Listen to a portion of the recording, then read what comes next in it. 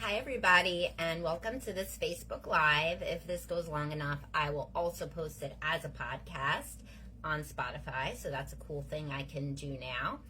I got an interesting discussion going on in the secret group, and y'all should join the Facebook secret group. It is the blue subscribe button.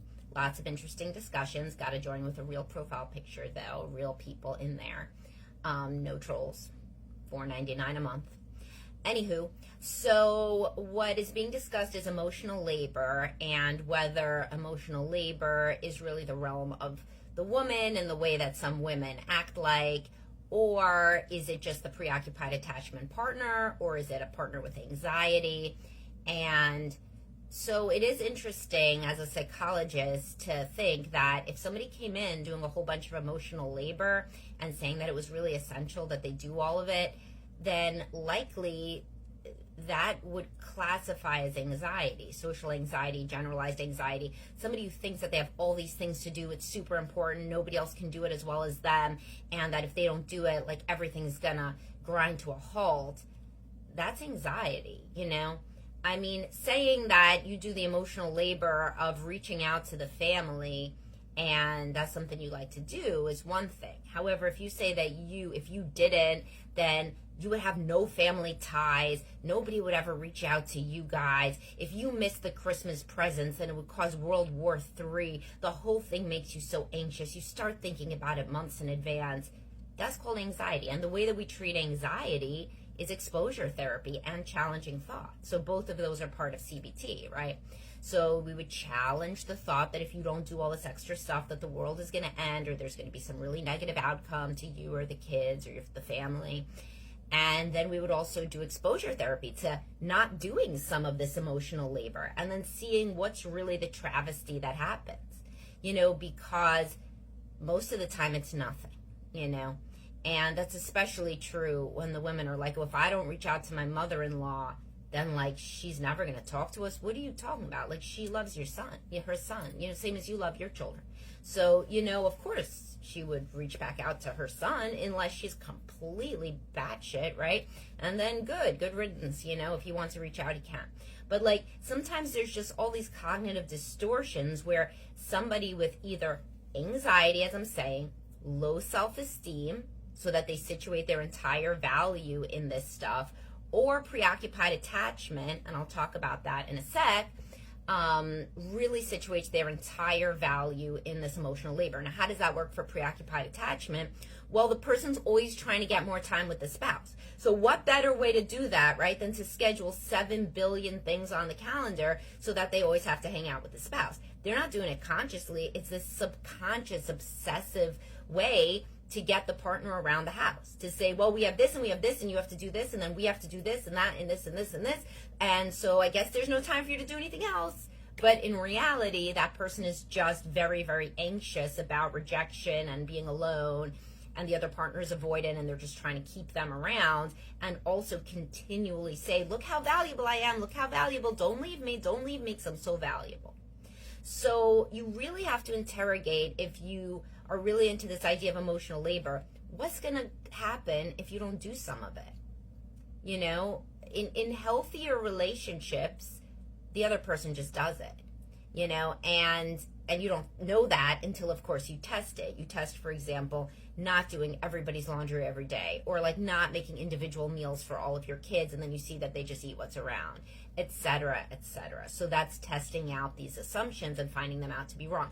Now, there is, of course, the dynamic that I'm doing a seminar on, and I'll link to that, on the anxious wife and the ADHD husband. And in this case, emotional labor is just one of the things that she says that she does all of, and he doesn't do any of it. But in reality, he's struggling with bad ADHD and she's struggling with bad anxiety. So nobody is acting well here. She's doing more than she has to do, and he's doing less than he has to do. And since both of them want to blame the other person, he says that she acts all crazy and micromanagey, and she says that he's like completely useless and passive and does nothing. And then they end up yelling at each other instead of understanding that each of them was drawn to this dynamic because of what's in the other person, their own upbringing. Both of them usually saw a dynamic like that. So that's coming up on March 7th. That seminar, it's going to be at 12 p.m. on a Friday. So hopefully you and or your spouse can attend, either an individual or a couple. And that's what I'm going to be talking about then. And these couples, by the way, where emotional labor is a big issue, they do really well in couples counseling, because unless they get an emotional labor, obsessive aficionado that situates everything in the sociology of emotional labor, then you don't go deeper at all. Then you just sit there doing that fair play stuff with the chore charts, and then you leave therapy, and then you come back in 2 more years when you're on the precipice of divorce to actually look at the underlying issues, with family of origin, going deeper and figuring out what's actually going on. Or maybe some people do well after the chore chart, but I definitely see people come back in after the chore chart when it doesn't work. So from my perspective, go deeper than the chore chart originally. You can end with the chore chart once everybody understands why they're acting how they're acting, right? Which is not just some sort of sociological explanation. It's also a psychological explanation. Because, by the way, there's plenty of women who do absolutely nothing, not really nothing, but nothing as much as men do nothing, that sit around and the other partner does everything and works, and, they go on their phone and they say, here I am shopping for the children, and that's what I do. And this happens when women are depressed, anxious, have PTSD, etc., and the man is codependent. So I've seen the gender inverse of this too. Candace says, in love with your eye makeup, beautiful colors on you. Thank you, Candace. I always appreciate a positive comment especially because I get so many nasty comments on the internet. But anywho, the point being, if you think that emotional labor is like the entire reason that your marriage isn't working, or that it's some male-female thing, I'm here to tell you that there's plenty of men that do all the emotional labor too. By the way, when you get divorced, if you get divorced because you don't actually know what's going on in your marriage and you say it's about emotional labor only, then, by the way, your partner's going to be able to maintain the children being alive during his time too. And they may actually like going there a lot more because there's like less rules and less restrictions. So that you don't get to that place, the person who's struggling with doing all the emotional labor should work on their anxiety and recognize it as such. And the other person should work on their underfunctioning. So one is an overfunctioner, one is an underfunctioner. But remember, nobody's just a functioner, just good, I'm so functional. One is too much and one is too little. So this is a codependent dynamic, because nobody has to do Christmas cards, right? Nobody has to host the family. These are all extras. If this extra is destroying your mental health, then you can opt out. But what you can't do is really tell the other person that they must do all the things you think of as super important that might be diagnosed as anxiety if you went to therapy. And it might be interrogated, why do you think that you have to do all of these things all the time? And if you're watching this, please do send a like or a love, or if you're watching this on Spotify later, please do rate me 5 stars for my podcast. And now I will take any questions that y'all have about emotional labor, about couples, about ADHD versus anxiety, that dynamic, which I'm doing the seminar on, attachment, anything. So if any of y'all have any questions after you like and love this, please type them in the comments. Another aspect of this, by the way, is that this dynamic usually works until there's children. So she likes doing all the emotional labor before that. It's kind of like this homemaking vibe, like when you're young, you fall in love, and then it's so constant that the woman comes in and she makes the house look nice, and it's a woman's touch and all this stuff, and she likes doing it a lot. Then she gets overwhelmed with kids, with postpartum, which could be depression or anxiety, and all of a sudden she's changing the frame from I love to do all this stuff to aren't you going to split down the middle all the stuff that I think needs to be done? And he's like, what is going on? None of this is about keeping the baby alive. Seems pretty anxious, this seems pretty obsessive, but he can't say anything because then she gives him 15 million articles about emotional labor and he doesn't have the time to read all those, so he shuts his mouth, and of course that's codependent on both sides, And by the way, the people that lean into the emotional labor thing are also tend to be people that don't look in at themselves. Because if you situate yourself in a sociological phenomenon that prevents you from looking in detail at the psychological phenomenon that's going on in your unique situation.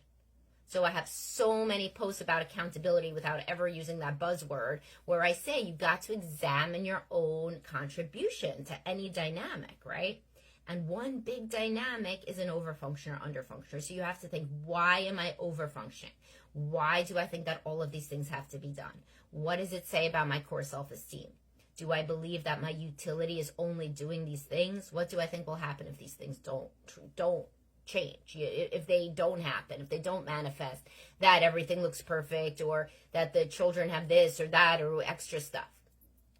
Kelsey says, I did give up the extras years ago, and it's kind of worse because now nothing gets done and exacerbates anxiety. Any other tips? Well, then they weren't extras, right? So what do you mean? So if you gave up the extras and you're still mourning the loss of the extras, then I don't know your individual situation, right? You would want to go to couples counseling and see what's going on, so there could be a reality check. Couples counseling is often very useful just because the person gets to talk to both of you and they come out more objective. In my individual sessions, by the way, frequently I'll ask a spouse to come just so that I can level set. Like this person saying X, Y, and Z, frequently the spouse comes in and is like, actually, from my perspective, it's actually A, B, and C. And then, of course, that provides a massive change of frame. So it would be interesting, Kelsey, what your husband thinks is going on. Why does nothing get done now versus having more time to do the core things instead of the extra, now that the extras are off the plate, etc. Is somebody dealing with anxiety, ADHD? How is the home being managed? It's like I would need to know so much more stuff to give you any really valuable advice. But my main piece of valuable advice is to think, well, that doesn't make sense, right? If you gave up the extras, then there should be more time to do the core things. So what happened? You know, did your husband's functioning go down even more? Is there drinking? Is there depression? I mean, what is happening? On your end, did anxiety mount? Are there more children now? Is somebody now working full time? I mean, there's like a million variables. And by the way, for anybody listening, you always have to think about all the possible variables instead of just the ones that are easy to think. So frequently a partner will say, she's crazy, or he's lazy, right? And what does that even mean? That's just a shortcut. You know, there's no utility in those kind of shortcuts. All they do is kind of pit the partners against each other. But if you look at it kind of like a flow chart, like, okay, well, first one child came and then we were struggling with too much. Then when we added in the second child, then things really, took a turn. At that point, I was also struggling with my mental health, and then his job ramped up. And at that point, there was a crisis point in our marriage. So almost like a narration. And this is what couples counseling can do. It can give you this really objective story of what happened so that the partners do not blame one another and instead can look at it like a novel. Like, when did things start to go bad? What are the inflection points here? Steve said, I'm convinced that neither party in most relationships has a clear understanding of the tasks the other does and how much time they actually take to complete. Too much generalization. I believe you, Steve. That is accurate. You could see it change somewhat when partners work in the same business. So for example, like, my husband and I work and both do best life stuff for my group practice, and we have a real estate business, etc. And so then you're actually like dividing up tasks. And when you do that, then you can really see what each person does. But since you don't do that about the home, although closer people honestly do, people that like to talk and narrate more of what they do, especially now that people text, a lot of young people know exactly kind of what each other does all the time. The young couples that I see, I'm doing this, oh, take a picture of this, take a picture of that. I think that stuff helps. Kind of getting a window into your partner's day really, really does help. And a lot of guys think that their job is too boring to talk about, and so they never tell their wife any wins, any losses, anything really at all. So she has no idea what he does. It's like a black box. It's like when little kids play house and then they take the dad one and they say, he's at work. They throw him to the side. They don't know what the hell he does, right? So if that's how your wife thinks about your job, then it's really no wonder that she may not feel close to you. Because if that's what you do most of the day, I'm not talking to you anymore, Steve, just in general, and she doesn't know about it, then you're leaving money on the table there in ways that she can understand you. Because it's a lot different when a guy comes home and says, I'm tired, I want to lay down, and you know that he had a tremendous conflict with his boss and he's worried, versus if he just says that and he doesn't tell you anything that happened at work, right? Because then you're like, man, what the hell? Like, why don't I get to do that? So more communication, Steve, is essential to developing empathy, and empathy is key in a healthy relationship. Perspective taking, the ability to visualize what the other person does. Kelsey says, you're right, we have 6 kids. He has ADHD and more. My anxiety has worsened. At the end of the day, these are excuses if there's no change and we have to function. Well, Kelsey, neither of those are excuses. Those are 2 difficult disorders. So the first thing to do would be to get both people into treatment. Frequently, both ADHD and anxiety are responsive to therapy and medication. Anxiety is super responsive to therapy, CBT, exposure therapy, etc. And ADHD usually is pretty responsive to meds, but there are ADHD coaches as well. And a skilled couples therapist can also help you guys negotiate this. You should sign up for my thing, Kelsey, if you're not already signed up. I'm going to link it. It's the Anxious Wife and ADHD Husband seminar. And the reason that I'm having literally a seminar on it is because it's a super common dynamic. And understanding one another is very useful. You should also read the book, The ADHD Effect on Marriage, Kelsey. And neither of you is understanding the other. And whatever you, there's so much resentment also that, again, I just quote this meme all the time in every live, but it's like there's that bitch eating crackers like she owns the place, which is just so funny because as soon as you're mad and resentful at somebody, anything that they do looks like just an amplification of what a bad person they are. And so that this person in the meme, they're just eating crackers. But because you don't like them, you think that they're eating crackers with an attitude. So usually, Kelsey, in a couple that is struggling with resentment and bitterness and all these different, these histories of grievances and empathic ruptures, then you're looking at him through very dark lens, that amplifies everything he does wrong. You don't see what he does right, and he's seeing you the same way. He or she is coming to be up my ass about something else, even when you just walk into the room. So again, couples therapy, you could start my seminar. Sound honestly perfect for it. I don't know if you have time. You got 6 kids. It's on a Friday. I don't know, if you homeschool or something. that would be a lot. Steve says, I agree 100%. It's a critical element. Any concern is appropriate to discuss. Actual data is the answer. Generalizations are a big enemy. Yeah. But Steve, you also don't want to go down the rabbit hole of excessive data, like the guy who makes a spreadsheet about how much his wife has sex with him. We do not want to go into that rabbit hole.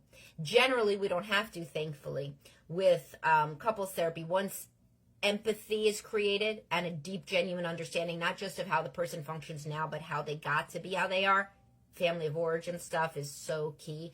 If you are doing couples therapy and not going into family of origin, there's no point, in my perspective, doing this for 15 years. And so for example, you and your wife could figure out with a tally how often you have sex versus how often each of you does each chore. But I'll tell you, that usually doesn't end that well.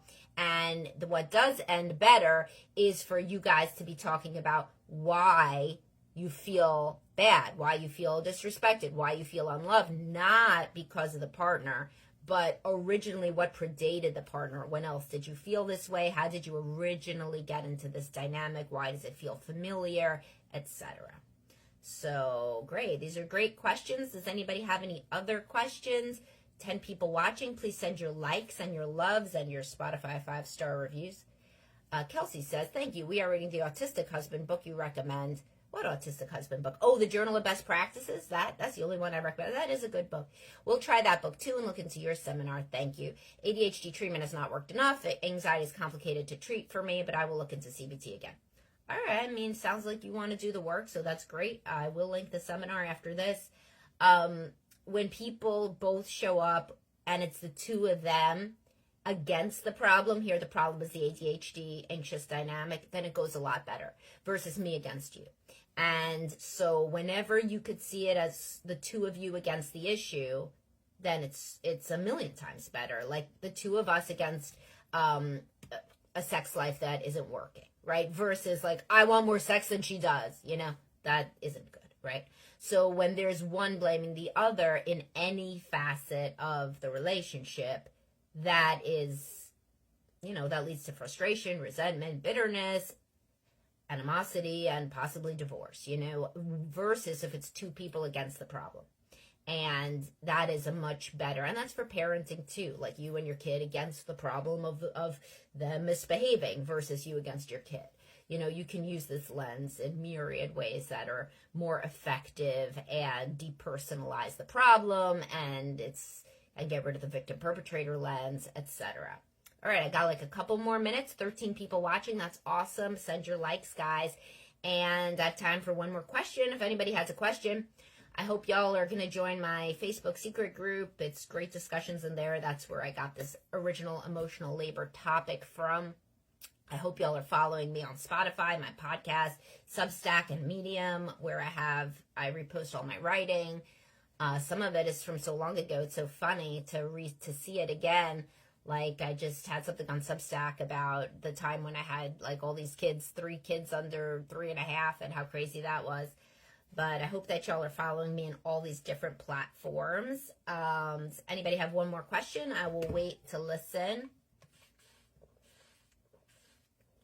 And remember, guys, by the way, now that I have you, we just hired another coach and therapist, Paula Pate. She is great, not just because she does her progress notes right away, which is awesome, but because she is also very skilled working with individuals, couples, and sex issues.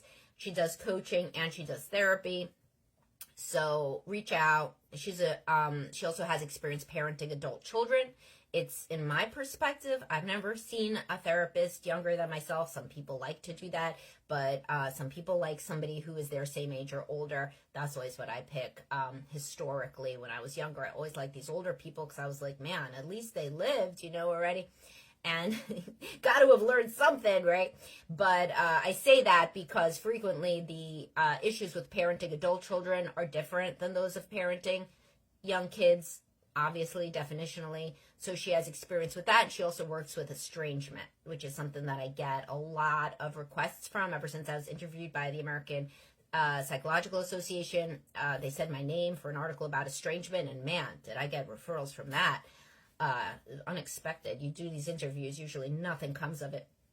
But anyway, so now I have somebody who specifically works with that. She also does this David Schnark's Passionate Marriage, The Crucible. That's the framework, and that incorporates sexual intimacy issues against a larger backdrop of relational issues. So I'm also going to link to Paula in my description here or in my comments based on where and when you see this.